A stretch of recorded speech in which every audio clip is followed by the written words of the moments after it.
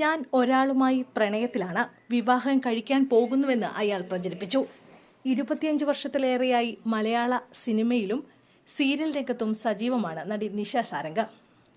ചെറിയ ചെറിയ കഥാപാത്രങ്ങൾ ചെയ്തുകൊണ്ട് അഭിനയ ജീവിതം ആരംഭിച്ച നിഷയ്ക്ക് ആരാധകരെ നേടിക്കൊടുത്തത് ഉപ്പും മുളകുമെന്ന സിറ്റ്കോമാണ്. നിഷയേക്കാൾ ആരാധകർ ഉപ്പുമുളകിലെ നീലുവിനുണ്ട്. എന്നാൽ കഴിഞ്ഞ കുറച്ചു നാളുകളായി ഉണ്ടായ പ്രശ്നങ്ങളുടെയും വിവാദങ്ങളുടെയും പേരിൽ ഉപ്പുമുളകിൽ നിന്നും വിട്ടുനിൽക്കുകയാണ് നിഷ.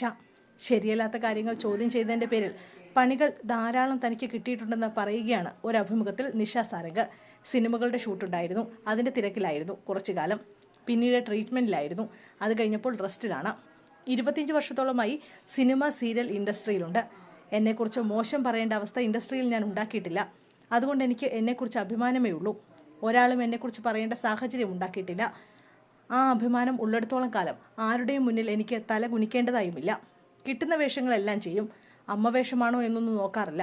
എല്ലാത്തിൻ്റെയും അടിസ്ഥാനം നമുക്ക് കഥാപാത്രങ്ങൾ കിട്ടുക എന്നതാണ്. അതിൽ നിന്ന് കിട്ടുന്ന പണം കൊണ്ടാണ് അന്നം കണ്ടെത്തുന്നത്. കോമ്പറ്റീഷനോ ഈഗോയോ എനിക്കില്ല. സീരിയലും സിനിമയും ഒന്നും എൻ്റെ സ്വപ്നങ്ങളിൽ ഉണ്ടായിരുന്നതല്ല. കഷ്ടപ്പാട് കൂടിയപ്പോഴാണ് അഭിനയം പ്രൊഫഷനായി തിരഞ്ഞെടുത്തത്. ആരോ എന്തോ പറഞ്ഞുവെന്നതിൻ്റെ പേരിൽ, നമ്മൾ ചെയ്യാത്ത കാര്യങ്ങളുടെ പേരിൽ ആളുകൾ നമ്മെ തെറ്റിദ്ധരിക്കുന്നതും വിഷമിപ്പിച്ചിട്ടുണ്ട്. ചെയ്യാത്ത കാര്യത്തിന് ക്രൂശിക്കപ്പെടുമ്പോഴാണ് വിഷമം വരുന്നത്. സത്യം എന്താണെന്ന് അറിയാത്ത പ്രേക്ഷകർ കുറ്റം പറയാൻ തുടങ്ങും.